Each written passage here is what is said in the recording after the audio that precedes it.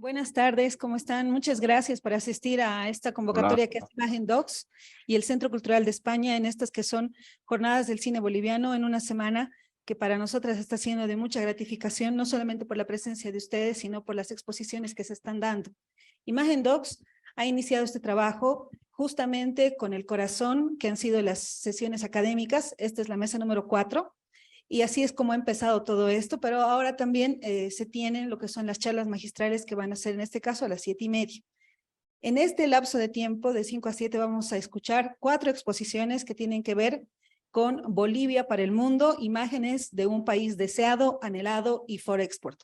Mi nombre es Esther Mamani y me alegra mucho presentarles la primera exposición que viene desde Cochabamba, ya está conectado, es Santiago Espinosa Antesana. Les cuento muy brevemente un poquito de su trayectoria, que es bastante extensa, pero hemos tratado de resumirla en estas líneas.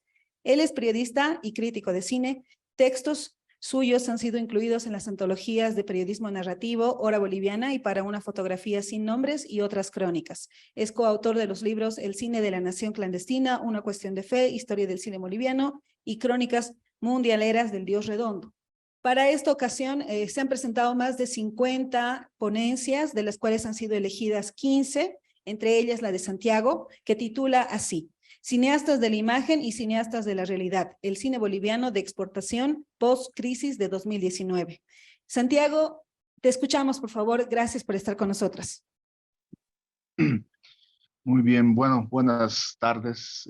Gracias a ustedes por la invitación, al público, a todas las personas que están congregadas en el Centro de la Cultura Española en La Paz, a Imagen Docs, al Centro Cultural España en La Paz, por esta nueva oportunidad para compartir reflexiones, ideas, también algunas provocaciones, aprovechando Día del Cine Boliviano que se ha celebrado hace algunos días, esta semana, y que desde hace unos buenos años suele estar acompañada de forma bianual por las Jornadas de Cine Boliviano, una actividad ya institucionalizada, esperemos, dentro, digamos, del panorama reflexivo y crítico en torno al cine boliviano.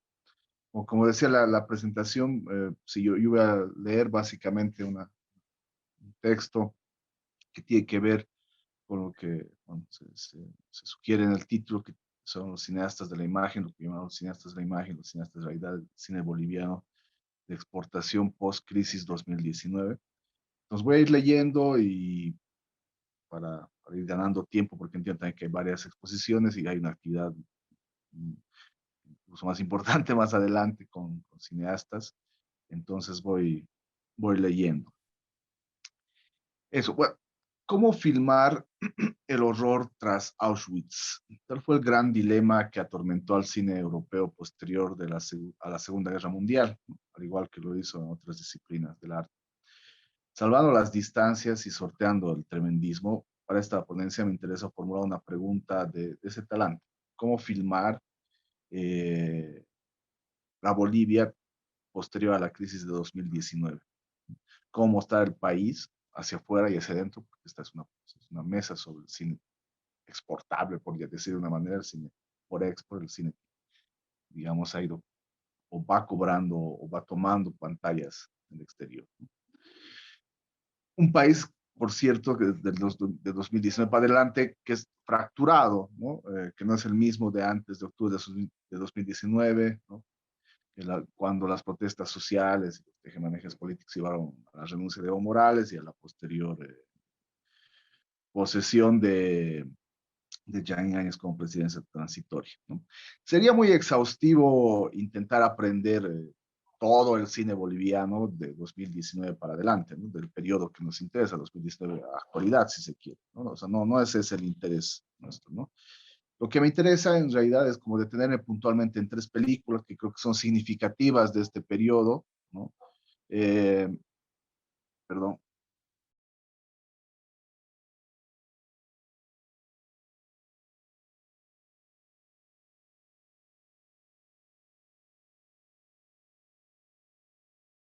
Perdón, tenía algún tipo de ruido. Lo que decía, entonces me interesa como detenerme en 3 películas que yo creo significativas de este periodo de 2019 al 2023, por más de una razón, y que además son útiles, digamos, al análisis o a la discusión que pretendo abrir, ¿no? Son tres películas que, digamos, además podrían considerarse a su manera, por lo menos en las coordenadas que ha fijado esta mesa sobre el cine de exportación boliviano, exitosas, ¿no? Estoy hablando del Gran Movimiento, una película de Kiro Russo, estrenada en 2021, de Utama, de Alejandro Loaiza, estrenada en 2022, y del Visitante, de Martín Burló, también estrenada en 2022. Cuando hablo de los estrenos, básicamente estoy hablando de su estreno en circuitos internacionales, ¿no? Que son sus estrenos internacionales, porque a Bolivia han tardado más en llegar, ¿no?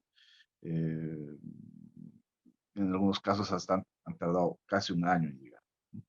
Ahora bien, estas tres películas, que por cierto, junto a muchas otras, fueron beneficiadas en su momento del extinto programa de intervenciones urbanas, el PIU, del que se ha estado hablando mucho en el último tiempo y también en esta semana, en estos días bueno, se ha vuelto a reabrirse el debate sobre la necesidad de contar con fondos activos, ¿no? Para la realización cinematográfica, para la producción audiovisual en el país. Esto a la luz sobre todo de que, bueno, los resultados, digamos, de este fondo excepcional que fue el PIU, con una especie de modalidad a fondo perdido, ha dado resultados, si se quiere, cualitativa y cuantitativamente eh, auspiciosos, ¿no? O sea, se han hecho muchas películas y se han hecho películas que han dado, digamos, mucho que hablar dentro y sobre todo fuera de Bolivia, ¿no? Ahora bien, si digo exitosas, estoy hablando de estas tres películas porque básicamente estoy acogiendo a un criterio, si se quiere, arbitrario y discutible, ¿no? Yo estoy hablando de sus recepciones en circuitos internacionales, ¿no? El éxito, digamos, por medirlo de alguna manera, es el que puede, o el que básicamente han cobrado o han recibido o han merecido en circuitos internacionales, donde se han exhibido, donde han sido seleccionados para festivales, ¿no? Y donde se han llevado en premios internacionales, ¿no? Desde su lanzamiento internacional. Según algunos recuentos que se ha hecho en los últimos tiempos, Utama, por ejemplo, de Alejandro Loaiza, lleva ya más de una treintena de premios, el Gran Movimiento de tener una veintena, y el Visitante, que es la que se estrenó después, igual ya tiene un número algo menor, ¿no? Lo que en todo caso, en conjunto, habla, digamos, de un desempeño excepcional del cine boliviano reciente, por lo menos para la historia del cine boliviano reciente, en circuitos internacionales, sobre todo de cine autoral, o si se quiere, de cine arte, ¿no? El título de la ponencia que estoy presentando, el de los cineastas de la realidad y cineastas de la imagen, básicamente alude a unas categorías de análisis que en su momento fueron acuñadas por el crítico de cine francés André Bazin, ¿no? Siguiendo la interpretación que de su tesis hace el también teórico francés Jacques Monod, grosso modo podría decirse que en el cine hay dos tipos de cineastas, ¿no? Los que creen la imagen, ¿sí? Y los que creen la realidad, ¿no? Los que creen imagen, ¿sí? Creen que el fin último del cine es la representación artística y expresiva, ¿no? Los que creen tienen una devoción, una militancia feroz en la puesta en escena, ¿no? Y en su proyecto, digamos, cinematográfico. En cambio, los que creen la realidad creen que la representación, ¿no? Artística y expresiva está subordinada a la restitución de una esencia que emerge de lo real, ¿no? Entonces, en esos cineastas hay también una confianza y un interés en que la realidad, digamos, realidad en un sentido amplio, pueda también manifestarse a través del cine. ¿No? Si se quiere, es una puesta en escena mucho más abierta y flexible a los vaivenes, digamos, que, que impone la realidad. Esta actitud o estas actitudes se traducen en lecciones de puesta en escena, decía, ¿no? Y de relacionamiento con la realidad que circunda, digamos, al quehacer cinematográfico. Y ya para entrar en análisis, me interesaría, digamos, meterme a las películas que, están, que han sido seleccionadas o que han sido definidas para este trabajo. Vamos a empezar con Utama, ¿no? A manera de recapitular, imagino que muchos han visto la película, que hasta hace no mucho seguía en cartelera, que incluso es reestrenado por el Día del Cine, pero a manera de recapitular eh, de qué va la película, ok, además me interesa ver de ella, hay que contar que el primer largo de Alejandro Loaiza básicamente cuenta la historia de Virginio y Sisa, ¿no? Que es una pareja de ancianos que pasa sus días en un caserío aislado del altiplano surpotosino y vive de la cría de llamas y el cultivo doméstico de alimentos, ¿no? De eso nos enteramos básicamente al principio a través de una secuencia de imágenes en las que básicamente no hay palabra alguna que lo explique, ¿no? O sea, es un contexto en el que escasea el agua y la palabra, y, y básicamente lo que hace la fotografía de Bárbara Álvarez, es como dar cuenta del cansancio que sufre el territorio, que es algo igual que se dice explícitamente, ¿no? Que la tierra está cansada, ¿no?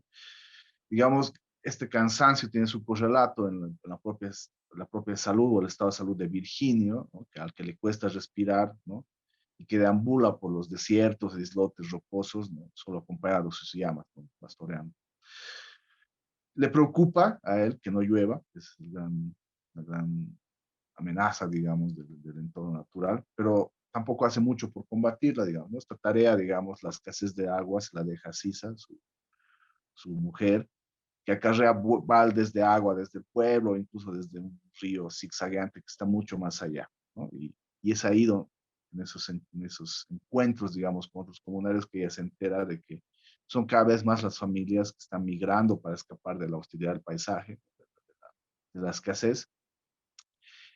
Y a su vuelta, cuando, digamos, termina esta rutina, que es la rutina diaria en la que se entregan los dos personajes de Utama, los dos personajes con los que arranca el relato, básicamente se da casi un espacio de silencio casi sepulcral, ¿no?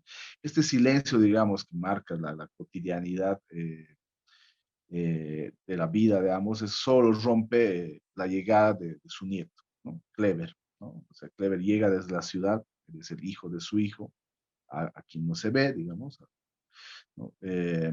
Y a él lo recibe la abuela con afecto, digamos, pero para el abuelo, para Virginia, es una presencia desconfiable, ¿no? O sea, ahí lo que se da a entender es que hay una traición, o se puede calificar como una traición del hijo, del padre de Clever, por haber abandonado al campo, ¿no?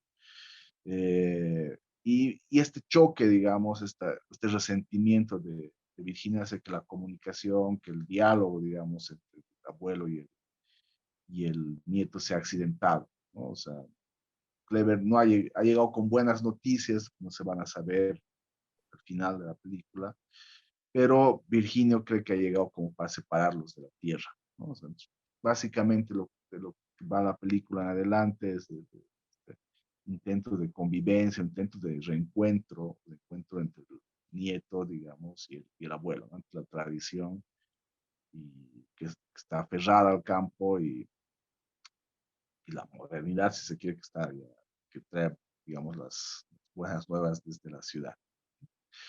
A riesgo de extender mucho más el relato, lo que me interesa decir es que en Utama yo encuentro un ejemplo cabal de lo que podría llamarse una película hecha por un cineasta que cree en la imagen, ¿no? Aunque la película fue filmada durante los días de protesta que entre octubre y noviembre de 2019 sacudieron al país, ¿no? Tal como su director lo reconoció en más de una entrevista, de estos conflictos, digamos, de estos días agitados, no hay signo, digamos, alguno en la trama, y no tendría por qué haberlo. O sea, eso es algo protegido, no hay una obligación necesariamente estamos hablando de un guión seguramente previo a la realización y a un rodaje en un contexto que ha sido totalmente inesperado, ¿no? Utama es la película, si se quiere, de otro país, ¿no? De otra Bolivia, ¿no? De un país que está desvinculado, ajeno, si se quiere, olvidado de la vida política, ¿no? Digamos, del país, de esa vía política que está afuera resolviéndose de manera violenta, y que tiene sus propias amenazas y, y miedos que enfrentar, ¿no? O sea, la amenaza ambiental, sobre todo, el riesgo de desaparecer, o la necesidad de emigrar para librar la escasez de agua, es algo que es el gran tema del contexto de la película. Ya avanzando, podríamos detenernos ahora en el gran movimiento, ¿no? Este es el segundo largo de Kiro Russo, ¿no? Que se estrenó en el Festival de Venecia del 2021. Y básicamente lo que hace el gran movimiento es contar la vida de Elder, ¿no? A su llegada a La Paz. Elder es un personaje, ¿no? Que es rescatado, recuperado, ¿no? Es un personaje que ya había nacido, si se quiere, en Viejo Calavera, el primer largo de Kiro Russo, ¿no? Y lo que hace con este personaje giro es contar, digamos, eventos posteriores, que básicamente son su llegada a La Paz para una protesta minera, ¿no? Una protesta a la que llega, pero que se ve interrumpida por unos vaivenes, si se quiere, inesperados, ¿no? Él se enferma de algo, se emborracha, digamos, con los amigos que llegan en la ciudad, viaja en teleférico, se pasea por los mercados, llega a trabajar en los mercados, conoce una madrina en la ciudad, va al médico para intentar curarse este mal que lo está quejando, trabaja para estas verduras aymaras y agoniza, claro, está enfermo y no se sabe muy bien qué es lo que pasa, es un mal además que por lo menos desde la medicina tradicional no se puede desentrañar del todo, ¿no? Todas las cosas que hace en la ciudad, se parece estar muriendo, es un tipo que está agonizando, ¿no? A diferencia, digamos, de este sujeto un poco más vital y provocador, ¿no? Y casi punk que era en el viejo Calavera, en el Gran Movimiento es un hombre que está a punto de morir, ¿no? O sea, es víctima de un mal misterioso, ¿no? Una suerte de desasosiego crónico, ¿no? Un demonio extraño, ¿no? Y las únicas, digamos, secuencias en las que parece estar más vivo son las que baila, ¿no? O sea, él debe estar arrastrado consigo una suerte de oscuridad, ¿no? Que se ha fecundado en la mina de donde viene, y ni siquiera en La Paz puede curarse de ella, ¿no? Al contrario, su oscuridad minera parece ser metástasis, ¿no? Una vez que entra en contacto con los edificios enormes, con el estruendo vehicular, con el caleidoscopio nocturno, con el gran movimiento urbano. La Paz está a punto de devolverse en polvo, ¿no? Es una cita que dice Max, el coprotagonista, que es un curandero vagabundo, eh, que habita en los bosquecillos marginales de La Paz, ¿no? La ciudad está a punto de explotar, ahí está como amenaza, ¿no? Hay una tensión permanente en la película que hace temer de una eventual explosión, ¿no? Se escuchan, de hecho, estruendos, ¿no? Pues hay unos petardos que suenan, hay gases, se escuchan, incluso, se puede decir, balas, ¿no? Truenos también, ¿no? La naturaleza también está a punto de explotar. Y se escuchan sobre todo a la distancia, ¿no? Desde estos márgenes en los cuales se narra sobre todo esta suerte de sanación o intento de sanación de él, ¿no? O sea, está la ciudad, la ciudad está a punto de estallar, ¿no? Y está a punto también de volverse polvo, y con ella él. No parece en principio manera de haber forma de salvarlo, menos de salvar a la ciudad, ¿no? Las declaraciones que se escuchan en el filme, hay pues, si se quiere, se puede entrever o adivinar una suerte fuera de campo de lo que a su manera fueron los días de la crisis política de 2019, ¿no? O sea, porque la película, El Gran Movimiento, también fue filmada durante los días posteriores a la crisis de octubre, ¿no? Y los posteriores hechos de noviembre, ¿no? Sobre todo tuvieron episodios de violencia terrible en Cochabamba, La Paz, ¿no? Santa Cruz. Entonces, hay en ese sentido, pero también hay algunos indicios que permiten leer, digamos, como un fuera de campo inesperado, si se quiere, de la película, la crisis social y política del 2019, ¿no? O sea, el gran movimiento se filmó también durante las jornadas incendiarias y el malestar que respira la ciudad también podría percibirse, ¿no? Un poco de forma arbitraria como, como el malestar la, de un estado de cosas, ¿no? Que incluso se va imponiendo, ¿no? Aunque al final es la trama de Elder la que va ganando espacio y la que finalmente se cuenta, ¿no? Puede que la ciudad en la que ha acabado Elder no vaya a salvarse, digamos, del fuego que le está arrasando, digamos, que es un fuego más misterioso porque se entiende al principio que son unas protestas mineras, pero luego el misterio sobre qué es lo que está por estallar en la ciudad es algo mucho mayor, y es por eso que da lugar a especular sobre posibles resonancias de la crisis de 2019. Pero sí, Elder parece tener una oportunidad de salvarse, ¿no? En el gran movimiento, entonces, sí hay atisbos de un cineasta que aún aferrado a una puesta en escena, ahí tenemos igual una idea concreta y clara, digamos, de una película, sí se deja llevar a momentos por esta, si se quiere, creencia en la realidad, ¿no? Deja que la realidad se cuele en la imagen y le confiera nuevos significados, ¿no? Hay indicios ahí, si se quiere, de un mundo, como decir, fuera de campo, que se escucha más que ver, ¿no? Que está a punto de estallar y que no sabe muy bien qué va a terminar. Esta apuesta, si se quiere, digamos, esos indicios de creer en la realidad. Pues ya yo creo mucho más lejos El Visitante. De las tres películas de las que estamos hablando, yo creo que es la más reciente, por lo menos, de haberse estrenado nacionalmente. Se estrenó este año, en marzo, ¿no? Bueno, en este mes, ¿no? Y bueno, es el cuarto largometraje de Martín Bullock, digamos, un cineasta de una generación anterior a Quiro Russo y Alejandro Loaiza. Y en este largo, El Visitante, lo que se cuenta es la historia de Humberto, ¿no? Un cuarentón que recién salió de la cárcel, ¿no? Que intenta recuperar los lazos con una hija adolescente, que ha quedado al cuidado de sus abuelos, ¿no? Los extranjeros, que comanda una iglesia cristiana de masiva feligresía y altísima rentabilidad, ¿no? Solo hay que ver la mansión en la que viven en un barrio residencial de Cochabamba. A la búsqueda de redención del protagonista, que se gana la vida cantando música lírica en funerales, música tipo ópera, ¿no? Se suma un conflicto de clase, ¿no?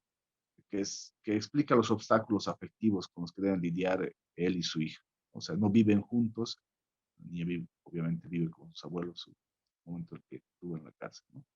Y lo entiende él que la vía para ganarse la confianza de sus suegros y recuperar a su hija es básicamente seguir el juego, ¿no? Que es básicamente, él también es cristiano evangélico, aunque se presume que más por imposición que por convicción, digamos, por conveniencia, si se quiere, ¿no? Él encuentra en la iglesia evangélica un potencial ejército de ambiciosos y obedientes obreros que pueden hacerlo rico, o por lo menos pueden facilitarle una riqueza suficiente para pelear, digamos, la tutela de su hija, que es lo que él quiere recuperar, ¿no? La tutela legal de su hija.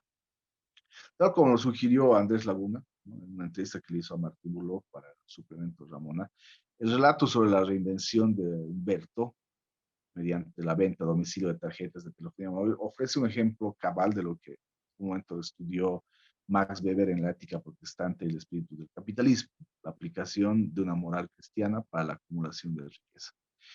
Esta Santiago, por aventura, favor, ya estamos en 20 minutos. sí, ya estoy por terminar, estoy a punto de terminar, ¿no? Esta aventura, digamos, si se quiere, cobra otro cariz, si se quiere, en la película, en la medida en que hay una intromisión de la realidad, ¿no? En el cuarto largo de Bullock hay una como, si se quiere, una intromisión de la realidad que ratifica, digamos, o ofrece muestras de que Bullock sí cree en la realidad, o es un cineasta que cree en lo real, ¿no? Lo que intento decir es que base a la composición audiovisual de la obra, la puesta en escena sí es una suerte de caja abierta que se deja contaminar con los vientos cambiantes de la realidad. En El Visitante, los vientos de la realidad los soplan los amigos de Humberto, ¿no? Troy y Berto, que son dos personajes que el cineasta ha recuperado de su primer largo, Lo más bonito y mis mejores años, ¿no? En sus intervenciones hay básicamente hay alusiones a la Bolivia post-2019, ¿no? Hay una alusión, por ejemplo, en un diálogo en el que Troy le pregunta a su amigo si él cree que qué es lo que cree de la vuelta de la Biblia al palacio. E incluso más adelante, y con algún gesto de sorna, lo califica de facho. Y en una de las secuencias más logradas de la película, en un arranque de furia para calmarlo, le dice, ahora sí, guerra civil, que era la arenga de la resistencia popular tenía durante los días del conflicto. O sea, ¿acaso para no ajustarnos de manera tan flexible a las ideas de Bazán, podríamos encontrar en estas tres películas analizadas, y esto ya para ir cerrando, un escenario para mirar otras categorías si se quiere más próximas, ¿no? Me refiero a las que ha trabajado en su momento el crítico literario Javier Sanginés a identificar modelos estéticos para la cultura nacional del siglo XX. Él hablaba básicamente de tres posibles modelos: la estetización de lo político, la politización de lo estético y la estetización de lo real. No voy a extenderme mucho más, pero sí que se podría plantear esa manera de hipótesis, que Utano es una película que responde a una actitud de estetización de lo político, mientras que El Gran Movimiento responde a un gesto de estetización de lo real, y en El Visitante yo encuentro más bien un impulso por politizar lo estético en el sentido de abrir la obra al diálogo más horizontal con la realidad, antes que a dejarse llevar por la imposición vertical de búsquedas estéticas sobre realidades preconcebidas. Con esto no quiero decir que esté haciendo valoraciones subjetivas necesariamente o por morales sobre las películas, ¿no? Y no creo que haya una forma correcta u otra de referirse a la crisis de 2019, ¿no? Lo que sí me parece importante es que en esas tres películas hay elecciones, ¿no? Desde las que privilegian una puesta en escena cerrada, comprometida con un proyecto de imagen, hasta las que emplean una puesta en escena abierta, dispuesta a dejarse contaminar con la realidad y permitir la resignificación de su proyecto de imagen. ¿Cómo filmar la Bolivia post-2019? Que es la pregunta de partida. Aún sin ser su fin último o un propósito deliberado, Utama, el Gran Movimiento y el Visitante ofrecen tres posibles respuestas, no las únicas, pero sí las que más eco han tenido fuera de nuestras fronteras. De esas propuestas me queda una intuición que hace tiempo aprendí del gran cineasta italiano Nanni Moretti. Hay cosas más importantes que el cine, cosas tan importantes que cabe decir desde el cine. El cine puede ser también el lugar para reconocer que hay cosas en el mundo más importantes que el cine. Cosas como un país desangrándose, por ejemplo. Y eso sería. Muchas gracias.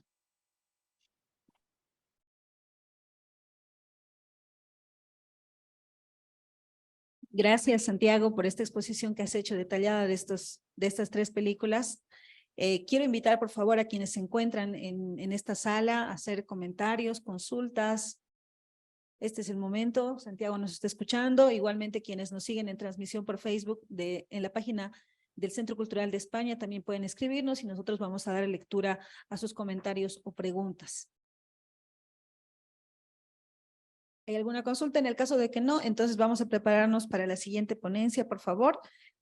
Tenemos hoy 4 exposiciones, 3 de ellas son virtuales, como la que ha ocurrido con Santiago, y una que es presencial, justamente Juan Luis Gutiérrez D'Alencia, que ya se está acomodando. Mientras él prepara su presentación, les cuento un resumen sucinto de lo que es su carrera. Es licenciado en Ciencias Políticas, con estudios en Filosofía, especializado en Neurociencias y Educación. Trabajó como gestor de proyectos comunicativos para radio, televisión, medios impresos y también medios digitales. Le interesa la gestión cultural y la crítica de arte.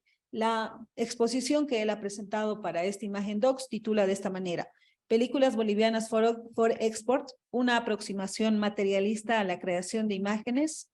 Y bueno, ahí está justamente ya su material listo para que podamos escucharlo. Gracias, Juan Luis, por estar acá. Y bueno, les recuerdo nuevamente, luego de cada exposición pueden hacer sus preguntas o también al finalizar las 4 para también escuchar un poco las reflexiones que tienen ustedes en torno a estas temáticas que planteamos en esta que es la mesa 4.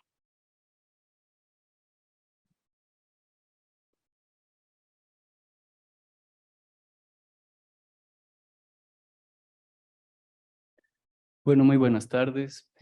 Un saludo a todos los presentes, a los expositores igual que están conectados y a todos los que nos están siguiendo. Mi investigación se llama Películas Bolivianas for Export, una aproximación materialista a la creación de imágenes. Y mi exposición está centrada en 3 momentos. Un primer momento es acercarnos a una forma de pensar esta relación entre las materialidades y las imágenes. Para eso les voy a dar un pequeño esbozo de lo que es una corriente de pensamiento y de investigación que se llaman arqueología y geología de los medios, que está muy ligada al estudio de las artes contemporáneas y a la investigación de los medios como forma de aproximarnos a la crítica de arte. El segundo momento va a ser un intento de explicarles una metodología que he intentado proponerles a través de una herramienta técnica que es una serie de entrevistas con un cuestionario a 2 directores que yo considero que son de manera arbitraria paradigmáticos en el último tiempo por el tipo de cine y de estética que nos proponen. Y finalmente les voy a ofrecer unas conclusiones provisorias porque esta investigación está todavía en desarrollo. Y bueno, voy a ver qué de esas conclusiones pueden ser todavía sostenibles después de la investigación. Entonces, para empezar, la idea que nos va a orientar esta exposición es el subsuelo de las imágenes. Para darnos un pantallazo de qué es lo que quiero decir con el subsuelo de las imágenes, recurro a esta caricatura de la revista Punch, que se llama Capital y Trabajo. Entonces podemos ver en la parte de arriba el mundo de la burguesía, de la aristocracia, en la época de la Revolución Francesa, donde está el mundo de lo visible, de lo que tenemos en las ciudades permanentemente ante nuestros ojos. Y por debajo está el mundo del lumpen, el proletariado, la explotación y las relaciones que están sustentando este tipo de mundo visible. Entonces parto de esta idea.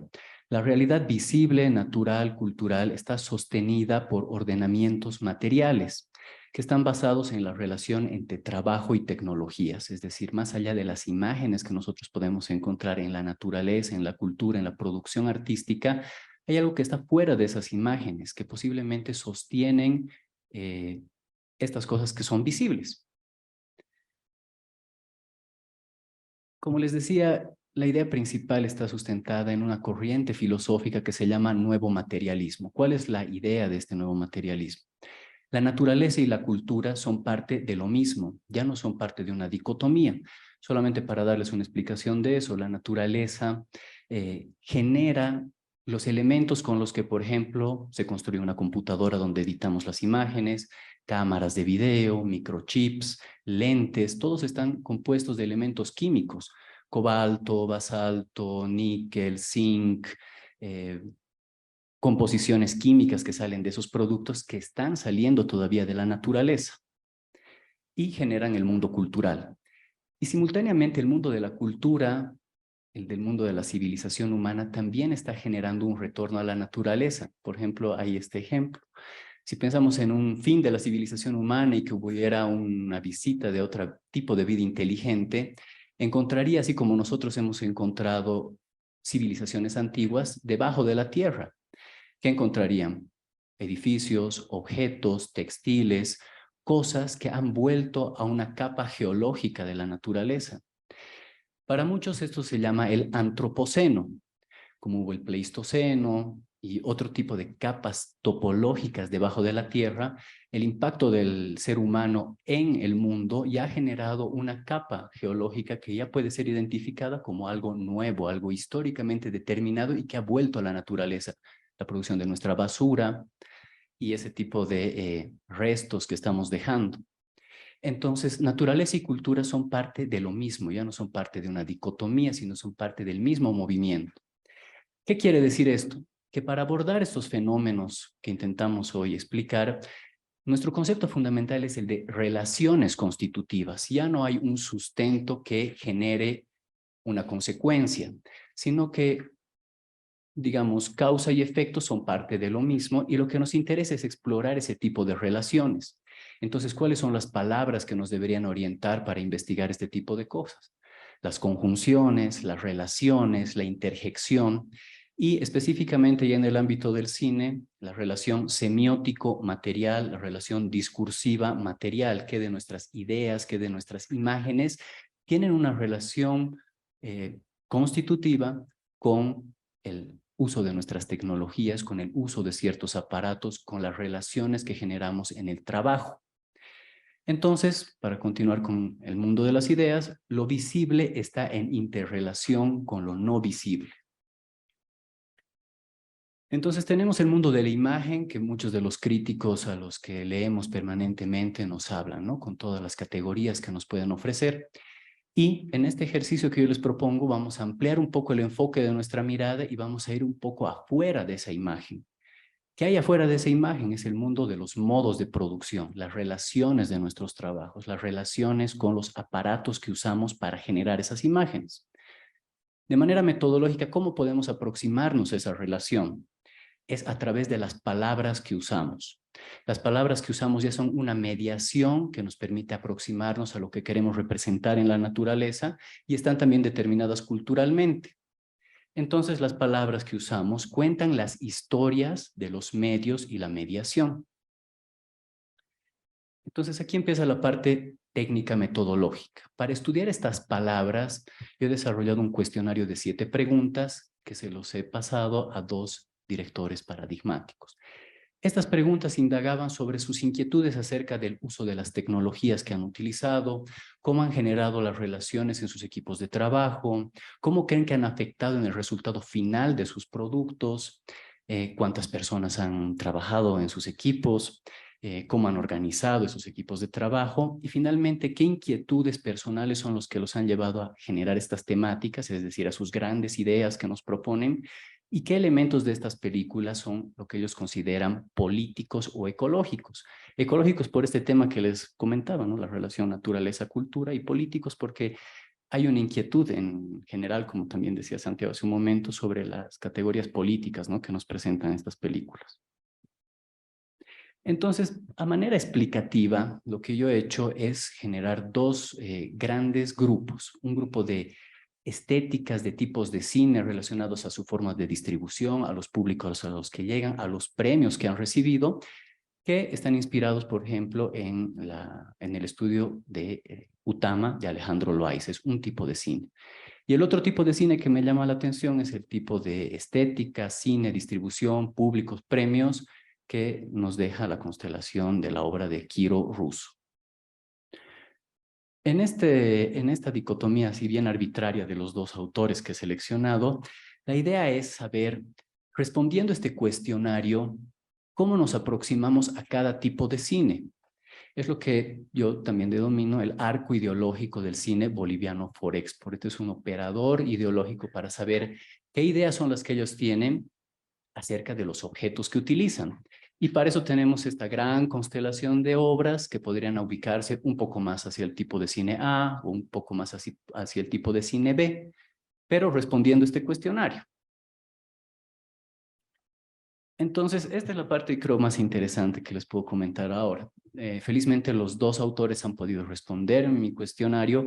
Además, les he invitado a otros cineastas a que lo respondan para ver cómo pueden ubicarse en este arco ideológico del cine boliviano Forexpo.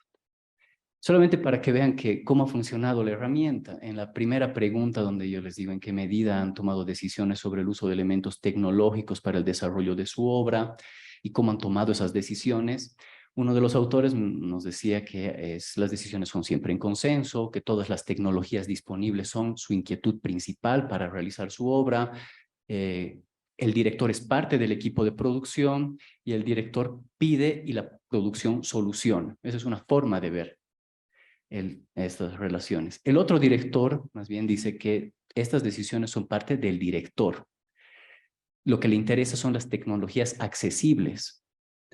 La producción es parte de la dirección, es al revés del otro director. Y el director debate con el equipo de producción. En la segunda pregunta, ¿qué elementos tecnológicos han sido parte de sus requerimientos como director? Considerando, por ejemplo, elementos como los lentes, la iluminación, el arte, el sonido, el vestuario, y por qué han tomado esas elecciones. Uno de los autores nos dice, por ejemplo, las posibilidades presupuestarias definen sus decisiones, mientras el otro director dice que parte de la limitación, parte de la carencia, de la austeridad de tecnologías para generar su obra. Uno de los directores nos dice que la accesibilidad económica define el uso de sus tecnologías. En cambio, el otro dice, con lo que tengo, lo hago. La iluminación, por ejemplo, es parte del trabajo principal del director de foto. En cambio, el otro nos dice que la iluminación es rol del director, la puesta en escena es rol del director. Y el fotógrafo puede alimentar ese debate y puede trabajar conjuntamente con él.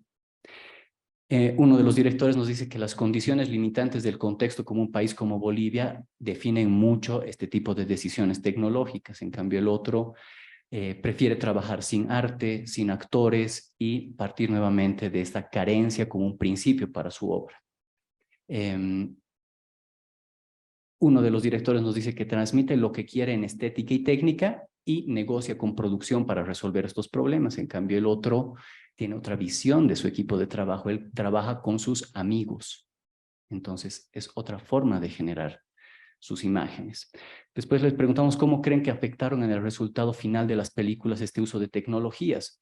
Uno dice que afectan directamente en la obra. Cada película tiene requerimientos, necesidades, realidades. El resultado final está directamente relacionado con la decisión y las posibilidades de acceso a estas tecnologías, mientras el otro, al revés, nos dice, no afectan directamente. Las tecnologías se usan en función de lo que uno quiere conseguir y busca como director.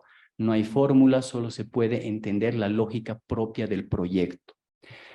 ¿Cuántas personas han trabajado en uno? Es un equipo muy grande de casi 70 personas en todo el eslabón de la producción, ¿no? Desde la preproducción, la producción, la postproducción, la distribución. En cambio, el otro trabaja con equipos de 5 a 15 personas. Y, por ejemplo, una de las observaciones interesantes es que él monta sus películas, él se sienta al lado del montajista y él se encarga de hacer ese trabajo y no lo delega un equipo de postproducción que le va mostrando cortes y avances donde el director selecciona qué es lo que queda. ¿Cómo se han organizado con sus equipos? Uno nos hace énfasis en que el cine es colaborativo, que la organización y el trabajo en equipo son fundamentales, que esto se organiza con el equipo de producción, con muchas reuniones para decidir cada puesto de un gran equipo de trabajo. En cambio, el otro nos dice que no ha organizado el equipo, no tiene nada que hacer con eso, y al revés, primero ha tenido una idea para saber lo que quiere hacer, cómo lo quiere filmar y nuevamente nos hace énfasis en el trabajo con sus amigos. ¿Cuáles son las inquietudes de las personales que los han llevado a hacer estas obras? Uno nos dice que son muchísimas, ¿no? La realidad del país, la identidad de los bolivianos, la problemática ambiental, el comportamiento humano, la relación intergeneracional, el lenguaje, el porvenir, la adaptación, la cultura, la aculturación, la vida, la muerte, la familia. En cambio, el otro nos dice son tres cosas. La parte estética, el cine como arte plástico, la identidad nacional, el ser boliviano y sus culturas, y la amistad, para bien y para mal. Finalmente, ¿qué elementos de sus películas considera que son políticos o ecológicos? Ambos consideran que son un acto político sus obras. Mientras uno considera que es la temática lo que hace énfasis en lo político, en un intento de hacer un reflejo fiel de la realidad, sus problemáticas, sus dilemas, el otro nos dice que su obra es política en la medida en que critica la formalidad hegemónica en la que se presentan estos temas. No hay una elegía indigenista, sino más al contrario, es una crítica a ese tipo de posiciones y su acto político deviene en una resistencia formal a esa forma de hablar sobre la temática política. Entonces, a mí, yo les comparto eso, sí me ha sorprendido un poco porque era un ejercicio, una hipótesis de ver cómo iban a responder. Tal vez hay algunas cosas que son, o sea, pueden parecer por obvias, pero ha sido interesante recibir la reflexión misma de los autores sobre estas cosas. Y como pueden ver, sí se forma ese arco ideológico, ¿no? Hay un tipo de cine que trabaja con mucha gente, que hace énfasis en las temáticas, que la disponibilidad tecnológica pasa por el equipo de producción, en cambio el otro hace un cine obviamente más de autor, trabaja con un círculo más cercano y sus inquietudes son más formales, y sobre todo parte de la austeridad de la tecnología.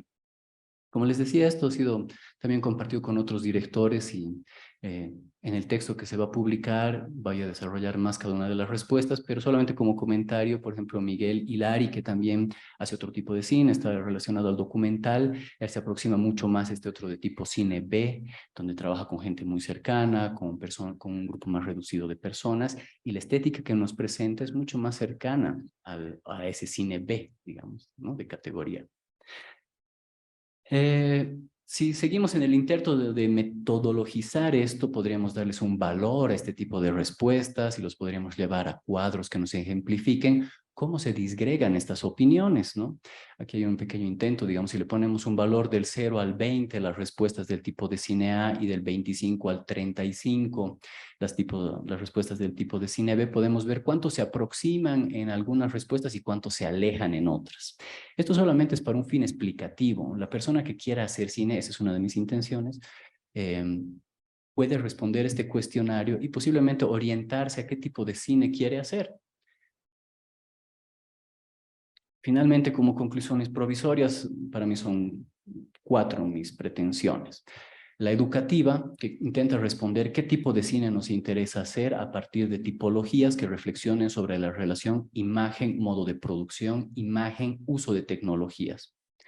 En lo epistemológico es un mundo, parto de esta idea, ¿no? En un mundo relacional, sin fundamentos eternos, la pregunta por la generación de conocimiento y certezas en el mundo del cine puede ser abordada como el interés por saber más acerca de las variaciones que sufren los procesos de creación y no tanto en los resultados. Podemos enfocarnos sí en la imagen misma, pero ¿qué pasa con los procesos mismos? ¿Cuánto nos está interesando reflexionar sobre esos procesos de trabajo, esos procesos de reflexión sobre los aparatos que usamos? También lo político, ¿no? Para el investigador de este tipo de temas, la política no responde a la temática o a la forma, que generalmente nos van a responder eso los autores, ¿no? También Santiago nos comentaba algo de eso. Si no, yo les propongo enfocarnos en las decisiones que toman, en los conflictos que abordan. La política es la decisión de qué y cómo abordar problemas que se presentan en el mundo del trabajo. Entonces eso nos da un espectro un poco más amplio de lo que podríamos definir como político. Y finalmente en lo ecológico, y lo planteo como una pregunta, es cómo el cine puede abordar esta relación naturaleza-cultura, sabiendo que estamos frente a un aparato que por esencia es algo industrial, ¿no? Trabajamos con equipos de alta tecnología, pueden ser los últimos, como pueden ser los que tenemos a la mano, pero están ahí esos objetos mediales. Entonces, posiblemente para algún autor de cine consagrado, para alguien que quiere empezar a hacer cine, este tipo de reflexión puede ayudar tal vez en sus procesos creativos y en proponer cosas que sean for export para más adelante. Eso es. Gracias.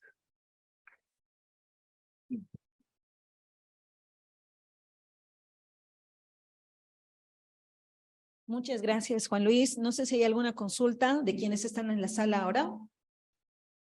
En todo caso, yo sí tengo algunas percepciones luego de escuchar tu exposición, Juan Luis, y tiene que ver con la presencia del director en una obra. Hablabas de que uno de los directores te respondía que él está totalmente involucrado en todas las fases de producción de un film, mientras que otro tiende a delegar un poco más las responsabilidades al equipo con el cual trabaja. ¿Cómo encuentras tú esto en el sentido de que justamente la crisis pandémica y la crisis política en el país ha obligado a que muchos equipos se reduzcan?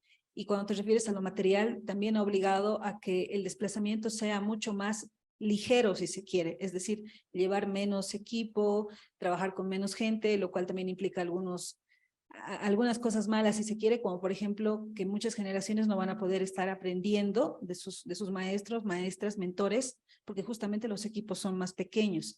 ¿Cuánto crees que eso puede impactar más adelante?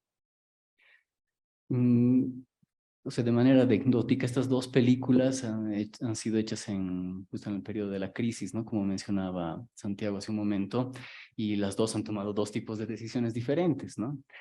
Una ha montado un aparato un poco más industrial, con un equipo grande, donde se han desplazado a este lugar, donde han utilizado elementos de arte, y incluso me comentaban que habían llegado a construir una casa, ¿no? Que parecía que era una casa real del altiplano, pero todo ese esfuerzo lo han hecho para hacer ese tipo de cine.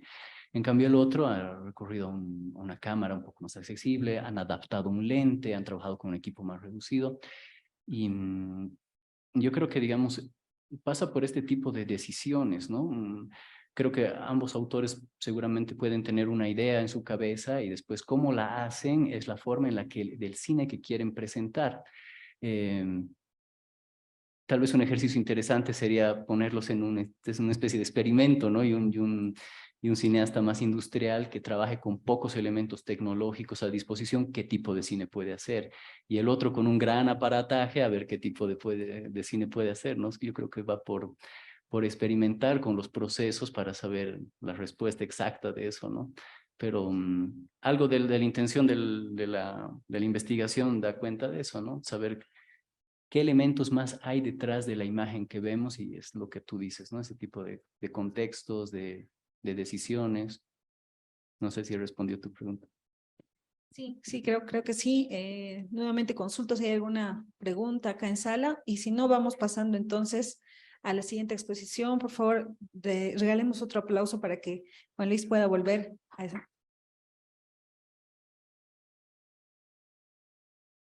Bien, está conectado Carlos Ernesto Peñaranda. La exposición que nos va a presentar es a propósito del largometraje Utama, un análisis crítico sobre el discurso cinematográfico.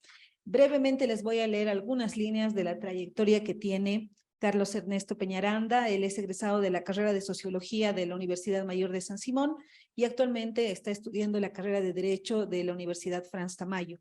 Él es corresponsal de La Izquierda Diario en Bolivia y dirige el programa de discusión política Abriendo Brechas. Desde 2007 hasta 2015 fue colaborador y parte del Cine Club Lunes de Película en Cochabamba, que trabajó desde 1993 al 2018. Le vamos a pedir entonces ya a Carlos que nos pueda exponer su tema. Gracias por estar con nosotros acá. Sí, bueno, en principio muchas gracias. y señalar que es un privilegio estar en las cuartas jornadas de cine boliviano para poder plantear esta ponencia. El interés de plantear una ponencia en estas cuartas jornadas de cine boliviano tiene dos motivaciones. La primera, por la publicación del artículo Utama, una crítica con perspectiva de izquierda, del 23 de octubre de 2022 en la Ramona Cultural, suplemento del diario Opinión de Cochabamba, en donde pude desarrollar un primer análisis respecto al film de Alejandro Loaiza Grisi, sobre la cual pretendo hacer una mayor ampliación. Y la segunda, motivada por el artículo Utama, la crítica de la crítica, del 19 de diciembre de 2022, elaborada por Claudio Sánchez y publicada en el mismo suplemento cultural mencionado, con la cual pretendo dar continuidad a un diálogo particular, una crítica de la crítica crítica, que busca sobrepasar ambos escritos y reformularse en otro elemento. Desde una perspectiva de la sociología de las estructuras simbólicas y la sociología del cine planteada por Luis Espinal, esta ponencia propone un análisis crítico sobre el discurso cinematográfico del largometraje Utama, tomando como punto de partida la premisa de que toda forma de representación conlleva, consciente o inconscientemente, una toma de posición respecto a lo que representa. Por ende, propone, sugiere o interpela al espectador a asumir una determinada posición a través de dicha representación.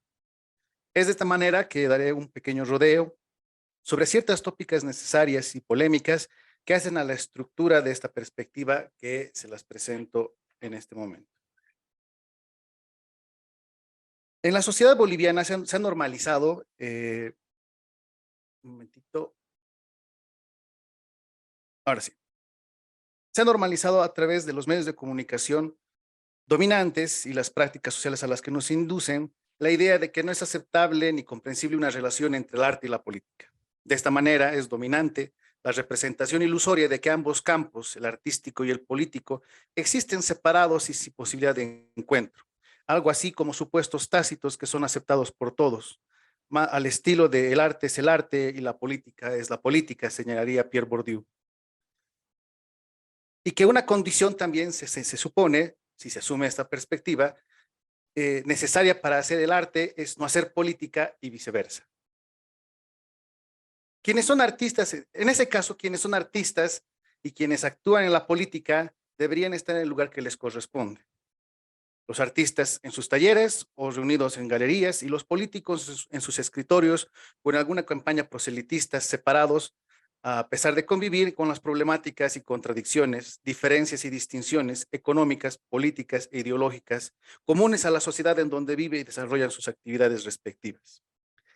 Esta separación no es accidental ni tampoco ingenua o inocente, pues cumple una función de disgregación del todo social, en la comprensión de la realidad concreta, que como diría Carlos Marx, solo es comprensible como la síntesis de múltiples determinaciones, por lo tanto, la unidad de lo diverso. Entonces, es necesario dejar de lado aquella visión aparentemente espontánea, especialmente cuando abordamos o valoramos una obra de arte que, independiente de la conciencia o no del autor o del espectador, se inscribe en las condiciones y circunstancias sociales que la rodean.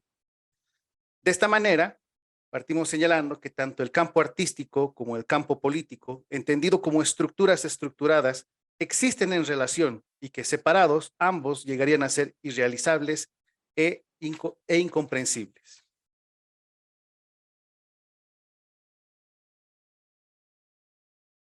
Otra idea dominante en nuestra sociedad contemporánea es que el cine es solamente entretenimiento, un medio a satisfacer a través del consumo, por lo cual una actividad a la que determinados sujetos acuden para desestresarse, abstraerse de la realidad en la que viven y pasar un buen momento. Si bien es cierto que se puede disfrutar de una película en el cine, esto no convierte aquel hecho en su única finalidad, pues, como señalaría Luis Espinal, el cine, de hecho, es un agente invasor que sutilmente nos inocula mil ideas y sentimientos, que nosotros aceptamos sin reflexionar y sin caer en la cuenta de la trascendencia que éstas pueden tener. Esto es debido a que el cine es un hecho comunicativo que transmite un mensaje, es decir, una determinada representación de la realidad social en la que vivimos y que conlleva, consciente o inconscientemente, una toma de posición respecto a lo que se representa. Por ende, propone, sugiere o interpela al espectador a asumir una determinada posición a través de dicha representación.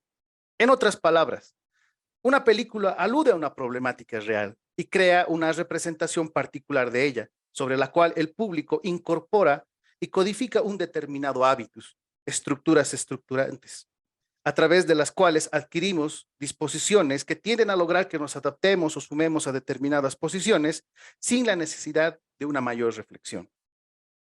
Luis Espinal señaló que el espectador no se puede contentar con recibir sumisamente lo que se le da en la pantalla. Si el cine es comunicación social, el espectador ha de ser dialogante, ha de participar en la comunicación aportando su propia inquietud, su sentido crítico, y por tal motivo debemos ser conscientes de que el cine tiene un lenguaje nuevo, en la que las ideas se afirman con las técnicas más sutiles de la luz, el color, la simpatía, el tono afectivo.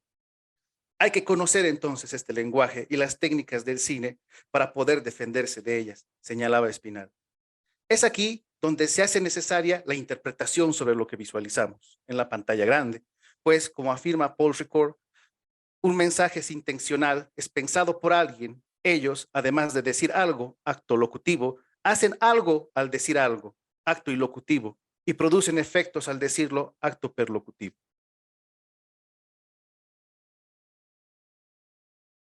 Espinal, en su libro Conciencia crítica ante el cine, manifestó que existen dos posiciones ante los efectos de lo que podemos denominar el discurso cinematográfico.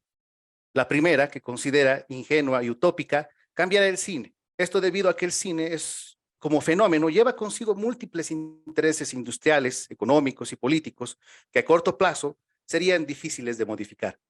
La segunda, a la cual él se adscribe, es cambiar al espectador, lo cual significaría preparar al espectador para que sea crítico ante el cine y para que pueda reaccionar positivamente ante él. Pero, ¿qué significa preparar al espectador? ¿Cómo hacerlo? Para entablar este diálogo con el cine, Espinal plantea ciertas condiciones al espectador. Una de ellas, dejar de ser un sujeto contemplador de una realidad que se le plantea a través de una representación desde afuera, para convertirse en sujeto de acción en el proceso comunicativo. Es decir, que el espectador intervenga en el film para enfrentarlo en un diálogo abierto. Respecto a las técnicas para desarrollar una postura crítica dialogante, nos plantea el cine debate como un diálogo con otros espectadores respecto a la película. También nos habla de la simple meditación individual que podemos realizar después de ver un film, y sobre la cual ponemos énfasis la lectura crítica de una película, una vez ya vista, para que a partir de las sugerencias de los críticos podamos enfocar nuestras propias reflexiones. Pero a esto viene una pregunta, que es la crítica cinematográfica. Un acercamiento al concepto de crítica es la que plantea Michel Foucault como cierta manera de pensar, de decir, también de actuar, cierta relación con lo que existe, con lo que se sabe, con lo que se hace, una relación con la sociedad, la cultura, una relación a sí mismo con los otros y que podríamos llamar, digamos, la actitud crítica. Para Espinal, la crítica no es una imposición. Por esto no podemos pensar en una crítica cinematográfica que imponga al espectador una interpretación de un film, de la misma manera que la película le ha impuesto una cosmovisión o una filosofía de la realidad. Una crítica impositiva sería dañina, ya que contribuiría a la alienación del espectador, pues no existen alienaciones buenas y otras malas. Por esto la crítica cinematográfica no pretende imponer una interpretación del film, sino volver crítico al espectador y provocar un diálogo y la respuesta. En otras palabras, la crítica no pretende dar ideas concretas, sino impulsar una actitud dialogante y crítica. Hasta este punto he trazado unas líneas de demarcación, un término utilizado por Lenin, sobre la estructura constitutiva de esta ponencia. Entro en materia.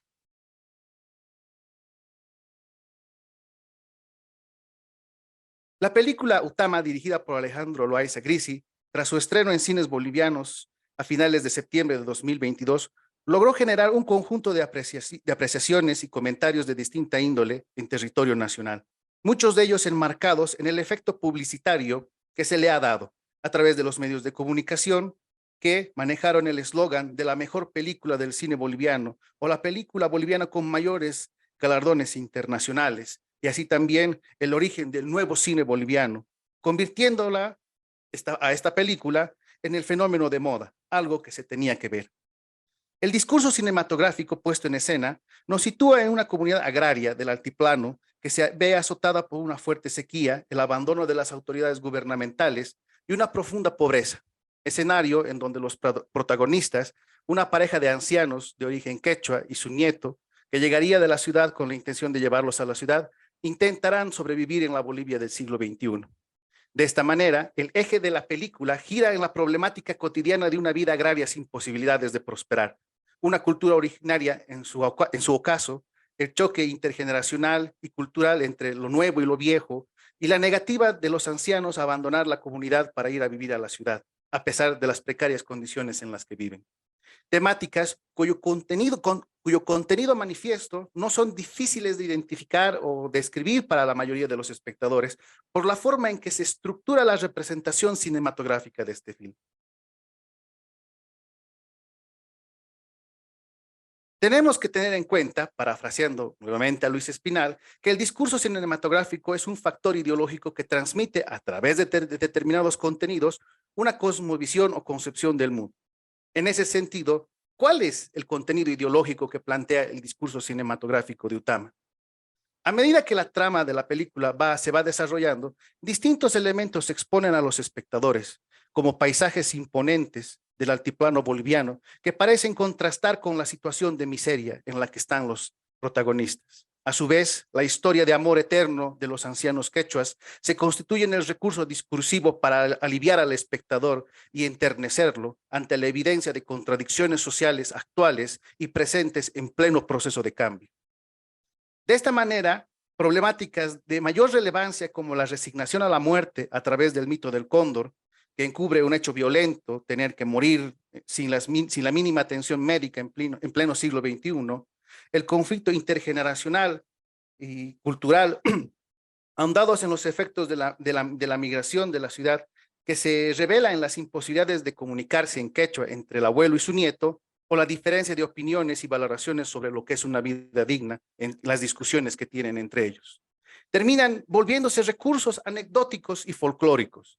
Así, temáticas complejas son subsumidas en la aceptación de la inevitable fatalidad, el horror a lo nuevo y en la conformidad de una historia de amor frente a la adversidad, las cuales son incorporadas como contenidos latentes en la subjetividad de los espectadores, condicionando a los mismos a un tipo de cine particular, un cine alejado de la toma de posiciones políticas radicales. Luis Espinal señalaba que el cine es un gran comunicador de ideología implícita. Esta ideología latente que nos comunica el cine no es aceptada críticamente, sino con la ingenuidad de quien ni siquiera cae en cuenta del presupuesto ideológico que encierra la imagen. De esta manera, el contenido latente del discurso cinematográfico de Utama conmina al espectador a una actitud pasiva frente a una contradicción social. Lo ata a su butaca o asiento, haciéndole consentir que a pesar de los problemas materiales concretos que en su propia cotidianidad pueda tener, debe sentirse satisfecho de no estar en la misma situación de los personajes del film. Es por eso que al salir de la sala de cine, seguramente después de haber dado un fuerte aplauso al terminar la película, la mayoría de los espectadores volverán como si nada a la normalidad de sus vidas en las ciudades. A modo de una no conclusión, en Bolivia y en otras partes del mundo, como efectos de la globalización, el cine, cuando no es de violencia o sexo, se encuentra en las historias de amor. Se concentra en las historias de amor. En este caso, con un barniz culturalista y ecológico. La historia de una población aparentemente perdida en el territorio boliviano tiene algo en común con cierto típico cine hollywoodense de ciertas novelas y series, un equivalente altiplánico a Little House, donde la familia Ingalls es reemplazada por Virginio, Sisa y Clever, con sus propias características geográficas y culturales, algo atractivo para la propaganda de un país for export, deseado para visitar, pero quizás no para vivir. Para ir cerrando, señalar esta cita de Luis Espinal Camps, en la cual señala que la palabra fin no se ha sea solamente el principio de un diálogo y no un punto final de un monólogo. Muchas gracias y aprovechar para mandar un saludo cordial a los compañeros de la Liga Obrera por la reconstrucción de la Cuarta Internacional que siguen esta transmisión.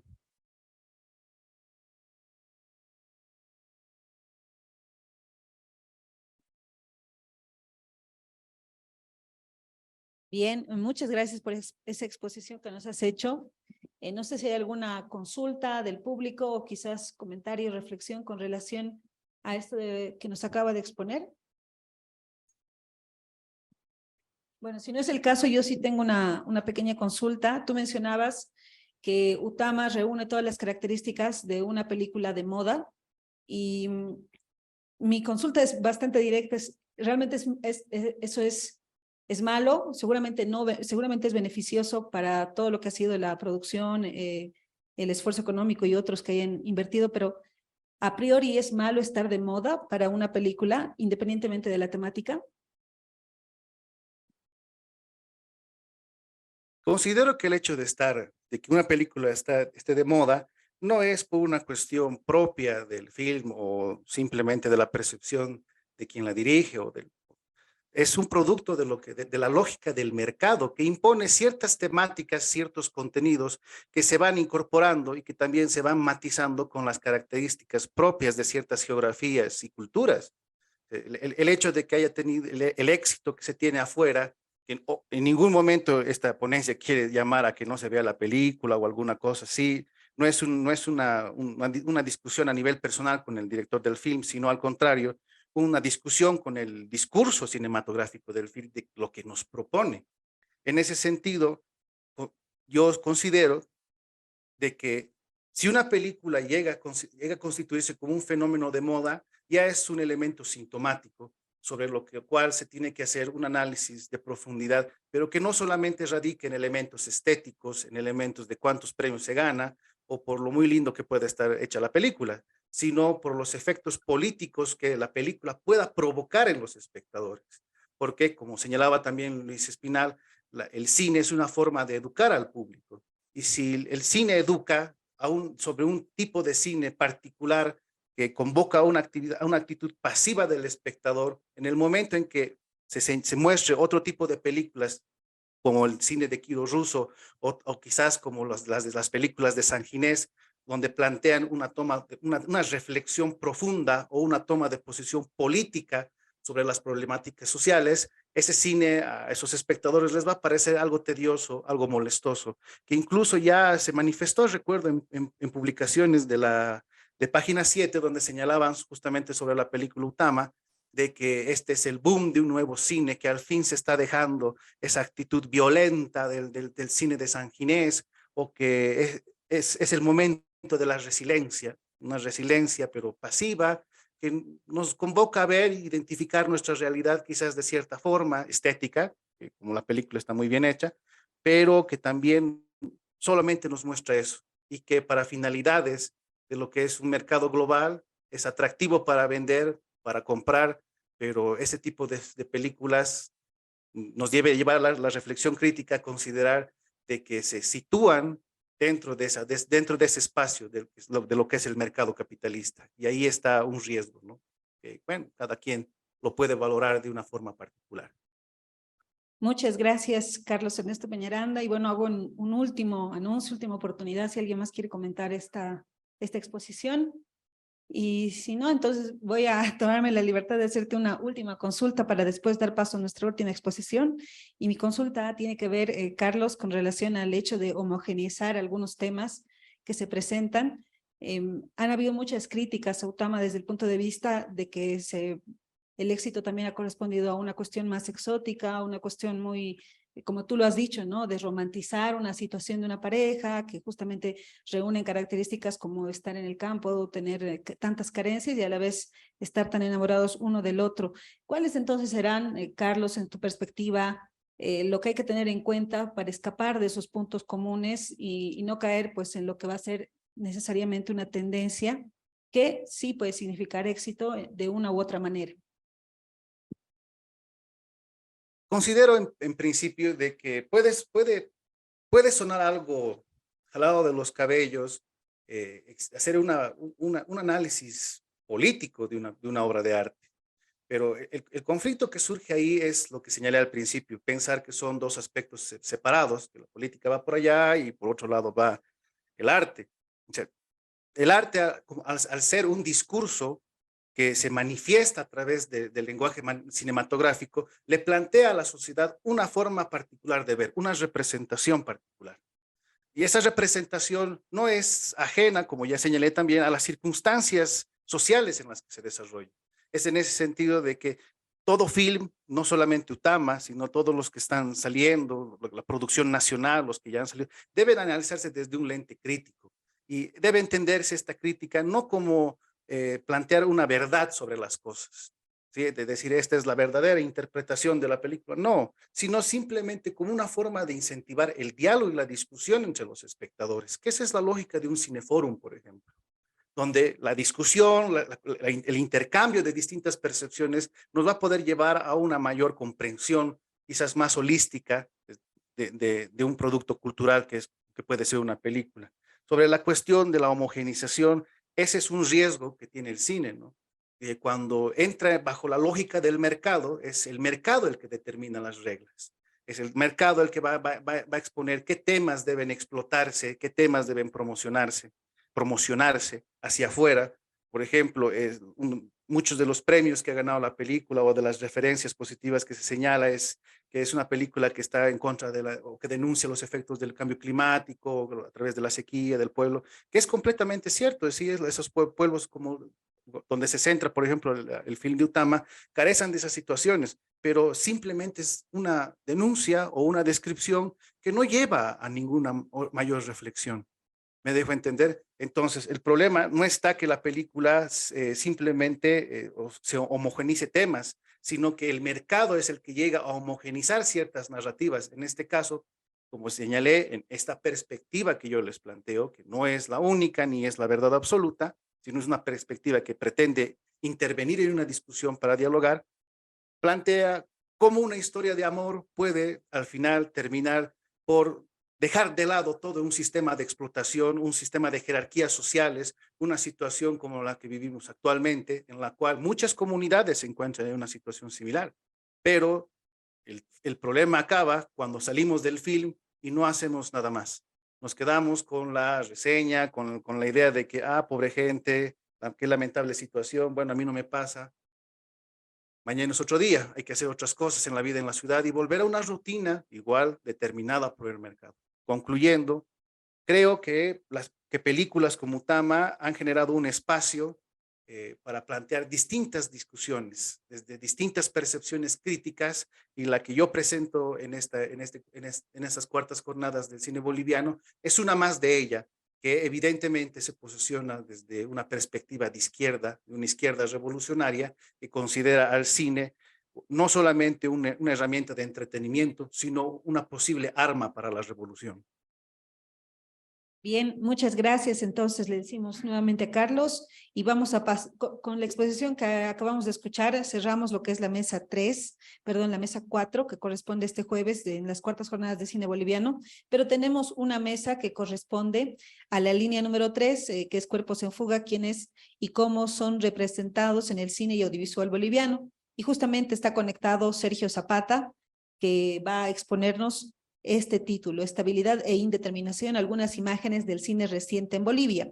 Mientras prepara su material, quiero leerles algo muy breve de lo que es la trayectoria que tiene Sergio en cuanto al cine. Él es cofundador del Festival de Cine Radical, miembro de la plataforma Imagen Docs, que justamente organiza estas jornadas, y actualmente está cursando el doctorado en Humanidades de la Universidad Autónoma Metropolitana en México.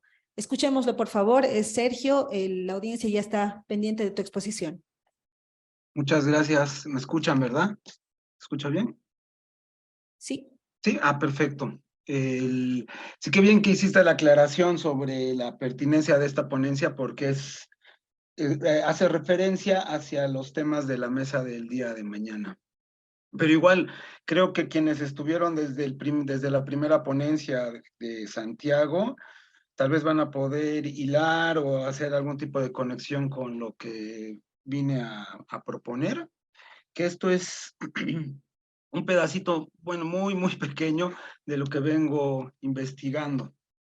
Pues bien, el título, como lo comentaba la compañera, es Estabilidad e Indeterminación, algunas imágenes del cine y el audiovisual reciente en Bolivia.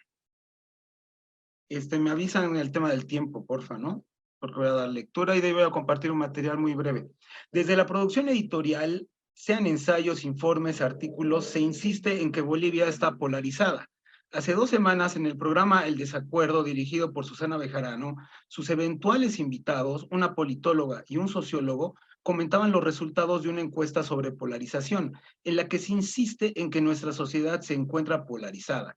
Por esos días, en el programa radial de José Pomacuzzi, se encontraba María Galindo debatiendo con una invitada, y Galindo afirmaba que el relato de la polarización es una invención de las élites, posición que en lo personal suscribo.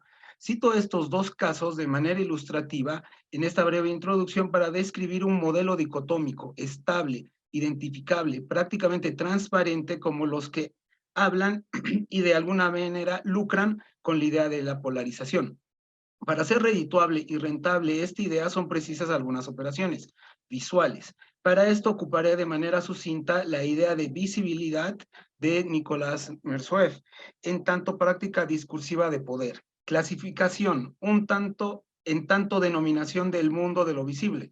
Posteriormente, la separación, en conjuntos localizando identidades a partir de elementos de distinción, y por último, la estetización, es decir, exhibir de manera visual los elementos cuerpos previamente nombrados y caracterizados. Por ello, no nos sorprenda en un futuro no muy lejano ver campañas de comunicación sobre la supuesta polarización y cómo debemos reducirla o incluso evitarla en caso de que ésta existiera. Este caso pintoresco me sirve para 2 cosas. La primera, interrogar por los tipos de relaciones que existen entre arte y política, pero en concreto si la agenda o el principal problema de Bolivia, como insisten actores con influencia en redes sociodigitales, encuentran una caja de resonancia o un espacio de discusión y o debate en el cine y audiovisual boliviano. Y si el cine y audiovisual boliviano están enmarcados en el mismo, y si lo están, ¿en qué manera lo están? Y segundo, y el más relevante para el día de hoy, estas hipótesis se fundan o anclan en un acontecimiento, la crisis postelectoral de 2019, lo que inmediatamente genera algunas preguntas. ¿Cómo son representados y o cómo se tornan imágenes los sucesos de 2019? Una primera intuición fue un artículo que escribí en 2020 sobre la disputa por la memoria en 5 documentales recientes. Un segundo momento fue el crear en el marco del Festival de Cine Radical de la edición 2020 y en la edición 2021 la sección Bolivia Salvaje, en alusión a la expresión de Yanine Áñez sobre los salvajes. Al ver la materia visual que componen esos documentales y los que fueron estrenados y o circularon hasta el presente, las preguntas tomaron otra dimensión. Ante el ingente volumen de imágenes de 2019, se revelan algunas formas de grabación y o registro, como de distribución y o consumo, y con ellas una serie de interrogantes. ¿Cómo graba o se registra la protesta a la televisión respecto de los ciudadanos con sus celulares? ¿Cómo se documentan los movimientos sociales? ¿Cómo dar cuenta de la comunidad o comunión de cuerpos en el espacio público? Algunas veces las imágenes parecen iguales, incluso la tentación de intercambiabilidad asoma y se ve en varias obras. ¿Cuáles de esas imágenes con el tiempo mutaron a otras superficies y usos y qué imágenes fueron recluidas, marginadas e incluso se tornaron intolerables? Los realizadores y los cineastas bolivianos registran las protestas, las masacres, las violaciones a los derechos humanos, no solo de 2019, sino de otros momentos del pasado reciente. Si lo hicieron o no, ¿por qué fue? Las imágenes, entendiéndolas no solo como registro o representación, sino como una práctica que forma lo real, me invita a pensar la protesta, la movilización social, la vitalidad de lo colectivo desde y con las imágenes. Por ello, la pregunta por la performatividad de las imágenes se hace necesaria. Dicha performatividad refiere a cómo los cuerpos aparecen en la imagen, cómo la cámara compone cuerpos y cómo los cuerpos se mueven ante la cámara. Algo que resulta llamativo tanto del volumen de las imágenes en movimiento disponibles como las películas que se confeccionaron con las mismas es la policía. La institución que regula a la masa, ordena los cuerpos en el espacio público, o con esto regula la mirada y siguiendo a Ramsier ordena lo visual logrando el reparto de lo sensible. Esto no es solo una institución cuyo uniforme es el verde olivo, sino que supone, y esta es la eficacia de las instituciones, interiorizarse en la conducta de las personas, interiorizarse como una voz, una forma de ver, es decir, una lógica. Y aquí quiero compartir voy a poner compartir pantalla, una cosita bien breve. ¿Dónde estás? Tengo que poner esto acá. No se ve, ¿verdad? Compartir pantalla.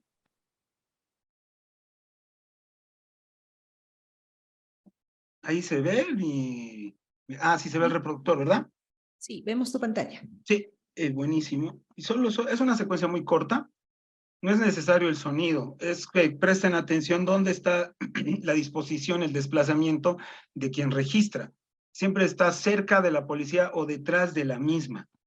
Y eso es recurrente en los registros. Pucha, tengo mucho material que quería compartirles, pero por tema de tiempo con esto me va a servir y después les voy a mostrar otro caso. Como retorno lo llamativo es el desplazamiento del dispositivo de registro siempre agazapado entre los uniformados. Pues bien, bueno, voy a continuar. Estos segmentos de la pieza, de la que está ahí congelada, 33 días, el péndulo del poder de Tania Sandoval, producida por ATV y estrenada en diciembre de 2019, es la primera pieza audiovisual con intención explicativa de los acontecimientos del 19, por si acaso, siendo una de las primeras que se acercan a explicar los sucesos. En la misma podemos apreciar no solo el cuerpo marcial de la policía tomando el espacio público, intentando ordenar y regular a la masa, sino que también su presencia orienta la posición de la cámara de televisión, la cual se mueve con la policía y actúa como policía, es decir, regula lo visual. Cámara y policía se funden en una suerte de cuerpo-cámara-policía que se mueve y actúa como la policía. Volviendo a Miersoev, clasifica, separa y estetiza. Estas imágenes son estables. La policía, como esas imágenes, buscan estabilidad. Desde el desplazamiento del camarógrafo al lugar de los hechos, actúan en grupo con camarógrafos, generan imágenes similares, si es que no iguales, las mismas clausuran su significado posible desde y con la voz del periodista que subordina la imagen a su relato. Esta pieza, un relato unidimensional, monotonal, pretende demostrar una tesis difundida y potenciada por sujetos activos en 2019. La inevitabilidad del derrocamiento de Morales vía una revuelta ciudadana, omitiendo la sugerencia de renuncia que hicieron las Fuerzas Armadas y Policía. La misma directora también dirige 48 horas en Tierra de Nadie, donde la policía es protagonista, componiendo con la pieza que está acá, 33 días, un díptico didáctico sobre el cuerpo cámara policía que propongo. Acá voy a poner un cachito esto para que... No, creo que hay tiempo. Lo que tenía planeado acá, ¿dónde está mi apunte? 1:22. 22:30. Caramba. 22:30. Igual, el desplazamiento, ¿no? Y la confección de esa mirada.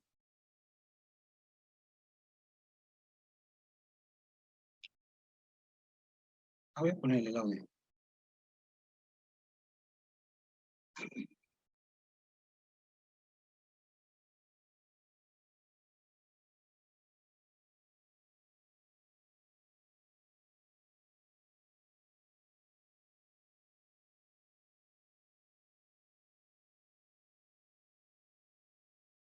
Estamos viendo las imágenes, pero no estamos escuchando.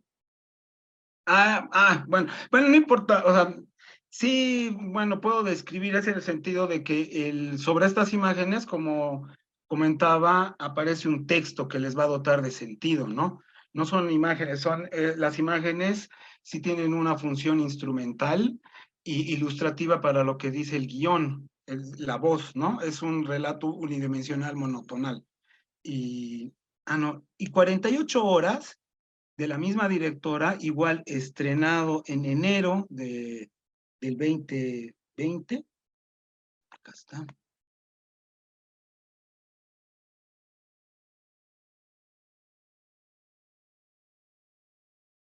esto quería que no es un dato menor. Ahí igual, lo relevante de este texto es que la pretensión que tiene del objetivo del departamento de prensa de este medio es dejar un registro histórico, que es algo que no voy a ahondar en la presente exposición, pero es el artículo al que hacía referencia y es algo igual que vengo trabajando, que es la transparente disputa por el relato y con la pretensión de futuro del mismo que tuvieron y tienen, y seguro tendrán muchos realizadores el momento de hacer puestas en imagen, llamémosle documentales o reportajes o cualquier soporte audiovisual de los hechos del 2019. Hay una convicción que es explícita, ¿no? Ni siquiera está en el terreno de lo implícito, sino que son bastante transparentes. Y sobre, de nuevo, volviendo al eje de mi propuesta, sobre la policía. Esta pieza, que igual el sonido, van a ver que no es fundamental. 19:36.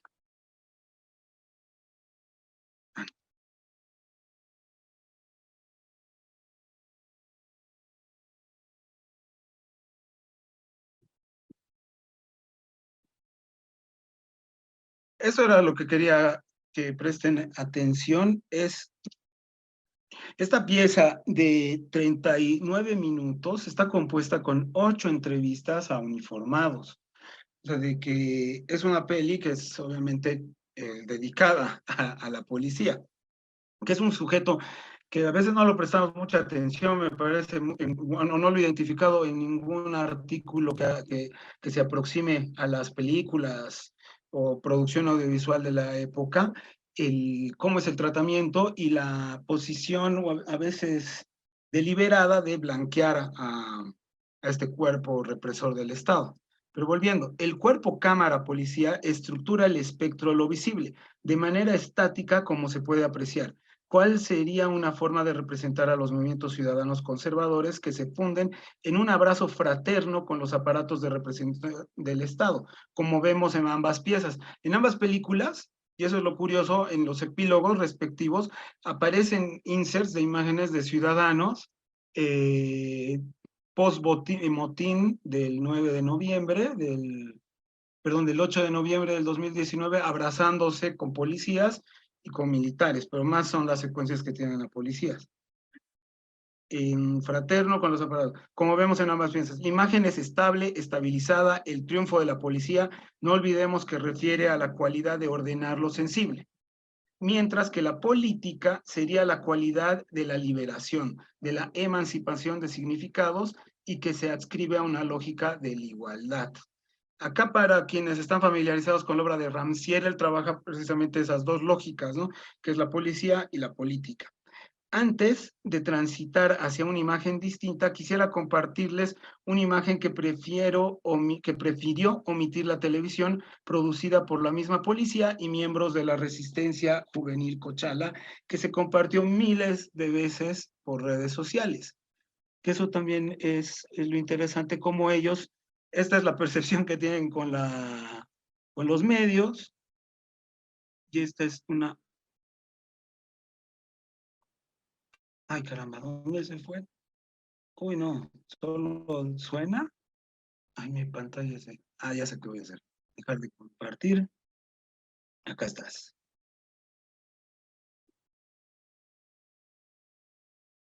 ¿Se alcanza a ver? Creo que no, ¿no? No, no todavía. Sí, no, es que se desplazó mi ventana a otro, por fuera. ¡Qué desgracia! Eso sí que no sé cómo solucionarlo. Bueno, voy a detener esto, ya sé cómo cerrar ventana. Y bueno, un cachito, voy a proseguir. Estas imágenes constituyen, desde su vocación policial, una exterioridad constituyente. El afuera, como se puede ver e intuir en la amenaza de subversión al orden, a la amenaza de un cuerpo no normado, o como sugiere Kristeva, lo abyecto. Un ejemplo de esto lo vimos en pandemia, cuando el cuerpo cámara policía, que muchos ciudadanos afloró, se entregó a la regulación y vigilancia de los vecinos, grabándolos, seleccionándolos, separándolos e incluso estetizándolos a los posibles infectados o infractores de la cuarentena. Esta interiorización y emergencia del cuerpo cámara policía es una práctica visual y social que sin embargo, no es la única. Al tiempo de identificar procesos de sujeción, también se piensa en operaciones emancipatorias. Para esto, pensemos en la distinción bipartita que realiza Ramsier, policía y política. Frente a la policía emerge la política como proyecto emancipatorio. Para nosotros, tanto del espectador como de la imagen en su cualidad performativa. La política transforma, da forma al mundo. Esta cualidad creativa designa lugares y espacios para la movilidad, no reparte lo sensible y lo visibiliza como lo hace y lo invisibiliza como lo hace la policía, sino que parte de una vocación cognoscitiva, la constante exploración y como tal, esta deriva en significaciones débiles e incluso azarosas y o flotantes e indeterminadas. Entonces, si esta cualidad de la política no, entonces, si esta es la cualidad de la política, ¿cómo filmar políticamente? ¿Cómo actuar políticamente? O incluso cómo no ser policía, cómo no incurrir en prácticas policiales o producirnos como cuerpo cámara policía. Un paréntesis necesario, esta pregunta acompaña al cine desde que se constituye como aparato teórico hace 90 años. Especial rigor tuvo esta pregunta por la política y la performatividad de las imágenes en nuestra tradición latinoamericana en los años 60. La política transforma y no solo administra lo común como la policía. La política designa y de esa manera disputa lugares y objetos para la movilidad. Entonces, ¿cómo movernos políticamente y cómo registrar audiovisualmente estos movimientos? No se trata de pensar la política, sino como pensar la imagen como dispositivo político. Cómo filmar la política o cómo filmar políticamente y no policialmente. Y para esto tengo un ejemplo. Pero, a ver, de nuevo, no tengo que poner acá. Ya voy a acabar. Esto ya estamos apuntando al cierre, un cachito, se empata. Es una imagen que a lo mejor, no, es esta. La han visto, no sé, a ver. ¿Con qué reproductor? A ver, con este.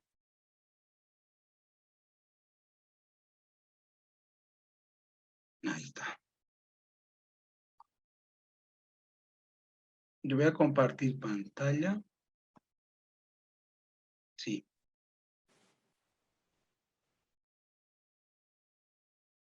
¿Y si se ve? Sí, podemos ver. Qué bien, ahora sí, eso salió bien.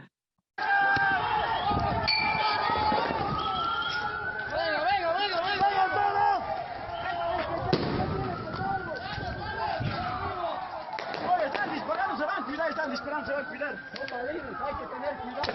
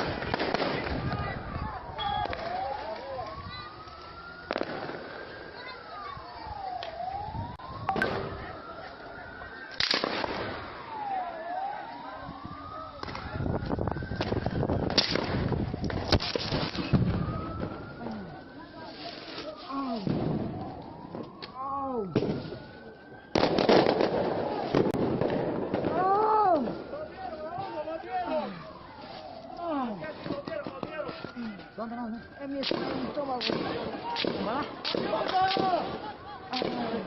¡Ayuda! Mi teléfono. Ahí está evidencia. Traiga. Hay que cargar. ¡Vamos! ¡A cargar! Allá, tranquilo, vamos. ¡Vamos! ¡Ayuda! ¡Ayuda, hay un herido! ¡Ayuda, pues! ¡Bala, hay que llevar allá! ¡Balas!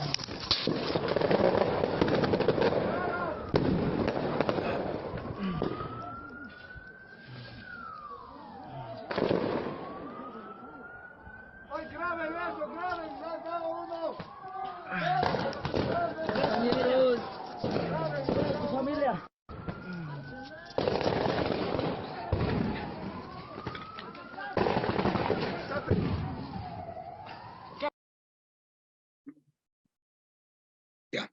La imagen en formato vertical, caótico, desinstitucionalizado del canon cinematográfico, descubre más que explica. Huye y brinda testimonio, observa, parece que escucha, pretende descubrir el origen del ruido de las balas, mira al piso, se deslocaliza, incluso cae, respira.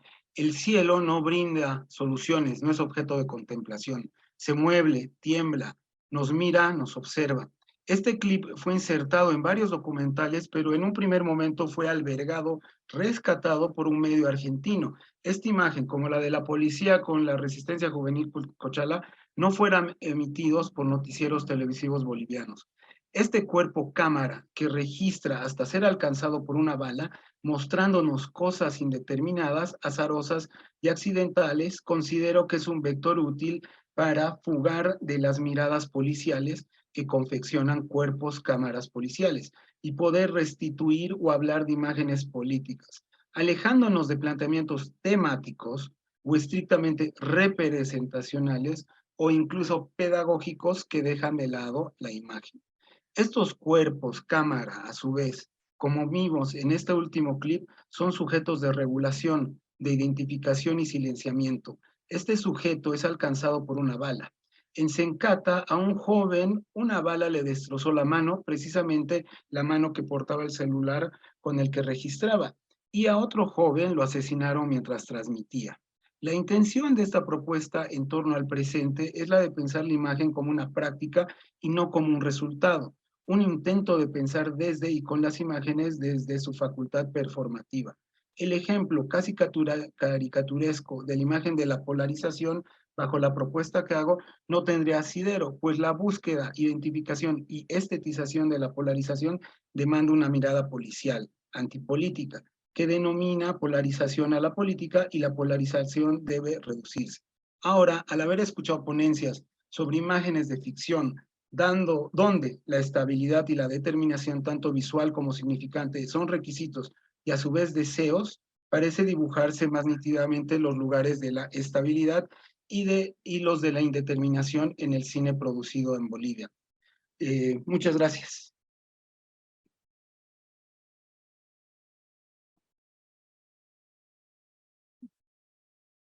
Muchas gracias por esta exposición, Sergio. No sé si acá en sala tenemos alguna consulta, comentario. En todo caso, a mí me gustaría acotar algo de lo que tú mencionaste y es el lugar en el que el periodista y el camarógrafo, en el caso de televisión, que siempre trabajan como un solo ente, debe el periodista y el camarógrafo o la camarógrafa estar juntos. Y la consulta es, no necesariamente para ti, Sergio, sino también para la audiencia que nos están viendo por Facebook, es dónde debe ubicarse el periodista en una situación de conflicto. Se habla mucho de que tienes 3 espacios, ¿no? Uno en el que están los manifestantes, independientemente de la protesta que tengan. Un segundo espacio, que es el espacio disputado, el que esperan ir ganando conforme se va haciendo más álgido el conflicto. Y un tercer espacio donde está el órgano represor, ¿no? Que en este caso es la policía, pero también pueden ser militares o puede ser el grupo contrario. Son esos 3 escenarios. ¿Dónde debe ubicarse el periodista y su camarógrafo? Debe ubicarse del lado del represor, que le garantiza que no va a morir en el peor de los casos. Debe ubicarse en el espacio vacío donde están, ese espacio que se busca conquistar, o debe ubicarse en el espacio de quienes están pidiendo algo. ¿Qué consideras tú, Sergio? Porque en todo caso, la instrucción de salvataje de vida inclusive es ubicarse siempre detrás de la policía o detrás de los militares, no con ellos, pero sí detrás, bajo este objetivo, ¿no? Bajo el objetivo de salvaguardar la integridad física de quienes tienen, que además que son, en una terminología que es muy fea, pero que la voy a usar, son los soldados rasos, ¿no? Ahí no están quienes toman decisiones estrictamente ideológicas en un medio, sino quienes tienen la obligación de llevar el material, en este caso las imágenes. Es súper interesante. Bueno, en la pregunta ya deslizas la propia respuesta, ¿no? Más que porque es una reflexión la que hiciste. Sin embargo, con lo que comentas, ya estamos hablando precisamente de la institucionalización y el establecimiento de un régimen de representación televisivo, que lo has descrito muy bien, ¿no? Que se tiene que situar en tal lugar, que su cuerpo, o sea, el cuerpo cámara del camarógrafo y su eventual acompañante, que va a ser el periodista, como describes, tiene que ir a ya lo has dicho, ¿dónde, no? Se sugiere que vaya detrás, o como has dicho ahorita, has dicho término feo, soldado raso. Y ese posicionamiento, y esa es la propuesta que traía, se reproduce justo en la sensibilidad que tiene la policía como órgano de represión, eso dejémoslo por un lado institucional, y el otro como la noción de policía contraria política que trabaja Ramsey, que es decir, ordena a la masa, la sitúa, la clasifica, la separa y la estetiza, ¿no? Y creo que con el insumo que me acabas de brindar me sirve tal vez para redondear la idea de cuál es el lugar institucionalizado de los creadores de imágenes televisivas. Frente a ellos, y eso es lo interesante, se gestiona otro tipo de imágenes gracias a estos dispositivos que permitieron que podamos asistir a la violación de derechos humanos, lamentablemente en vivo y en directo, cosa que la policía o el cuerpo, la cámara, el cuerpo, cámara, policía, es decir, periodistas, no lo estaban haciendo. Muchas gracias, Sergio. Y una consulta más te quiero hacer, y para el público también, es varios de estos medios de comunicación no han podido ingresar a muchos lugares. Yo les cuento el caso, por ejemplo, de RTP, que es la Comunidad de la Vida, el Canal 4, justamente en la ciudad del Alto, cuando se produjeron todos estos hechos tan violentos, el camarógrafo y el periodista de RTP sí pudieron ingresar a muchas zonas. De hecho, no solo es que han podido ingresar, sino que han sido convocados. Los mismos vecinos los han llamado, les han pedido que vayan. ¿Cuál crees tú, Sergio, que es el trabajo de los medios en cuanto a atender esos puentes en los que logren cierta legitimidad, credibilidad, para tener ese permiso, porque definitivamente es un permiso que pueden o no tener, de grabar en un lugar o no en otro? Porque evidentemente varios otros medios han sido vetados, ¿no? Excluidos, a los que no se les permitía. Pero yo cito el caso de RTP, porque si es que les han dado ese permiso, responde también a algunos aspectos, ¿cierto? Sí, pero ahí estás comentando la gestión de la gestión institucional, ¿no? De ciudadanos que llaman un medio. Acá lo relevante y lo que habría que ver son cuáles son las imágenes que se produjeron, ¿no? O sea, si no tenemos eso, estaríamos en el terreno estrictamente de la ética, que no es la intención de esta ponencia, ni tampoco es un tema que me convoque, hablar sobre la praxis periodística en un contexto como tal. Quizás esa podríamos discutirlo con periodistas. Bueno, y en la mesa hay uno, no, ya no está, ¿no? Ya no está el Santi, que está en ejercicio periodístico, pero creo que es una pregunta que más se aproxima a la ética. Bien. Tengo una consulta también del público, ya para ir cerrando esta mesa que ha sido bastante productiva. Nos han escrito al Facebook, es Alfredo Subieta, que hace esta consulta para cualquiera de los que han expuesto, por favor. Parece que hay muchos lugares comunes, y lo pone entre comillas, en Utama. ¿Qué dicen los expositores? Es más para Carlos Ernesto Peñaranda.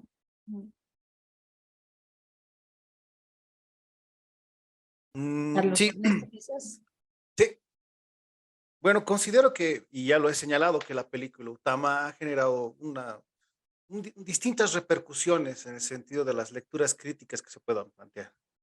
Considero de que ese es el principal atributo del film, haber planteado un escenario donde se podía intervenir para plantear esas percepciones. Y considero de que así tiene que ser. El cine boliviano, las películas que salen, que se producen en el país, deben ser vistas por el público con una finalidad de reflexionarlas críticamente, ¿no? Pero no en el sentido de desecharlas o de descartarlas o hacer una propaganda para que la gente no la vea, sino en el sentido de que implique un intercambio entre todos los espectadores, entre los especialistas, entre quienes se acercan por primera vez a visualizar uno de estos films. Entonces se vuelve un lugar común para todos, no solamente para especialistas. Recuerdo una frase, si no estoy mal, justamente de Luis Espinal, en la que planteaba que la crítica no es una especialidad, sino una tarea de todo espectador cinematográfico. Gracias por responder entonces a quien nos ha escrito a través de la página de Facebook del Centro Cultural de España. Acá hay Todo lo una que- pregunta más. Sí, una consulta más. Pues, pásármelo o me la lees desde allá, Maricarmen. Hola, hola, ¿qué tal? Ahí está, una consulta entonces. Te escuchamos. Sí, a propósito de lo que dijo el último panelista, una frase interesante, ¿cómo podemos filmar políticamente y no policialmente, ¿no? Me parece esa una frase interesante. No obstante, quisiera pedirles su opinión acerca de, o su crítica respecto a esta documental Noviembre Rojo de la directora Verónica Córdoba, ¿no? Que prácticamente, pienso, a mi juicio, como espectador, plantea ya una posición política en ese documental, ¿verdad? Sin embargo, bueno, manejan la idea de que ella tiene la verdad, ¿no? En una entrevista que precisamente le han hecho. Entonces, ¿qué opinan acerca de ese documental? Ujú. A cualquiera de los tres, capaz, por favor. Sí, bueno, yo me puedo anticipar porque yo creo que todos la han visto y deben tener alguna opinión ahí formada y estaría bueno escucharnos. Sin embargo, por alusión, me tomo la libertad de ir primero. Lo interesante de la pieza de Lavero son 12 capítulos, ¿verdad? U 11, que ella que en un gesto muy audaz lo llama ensayo, ¿no? Ensayo audiovisual.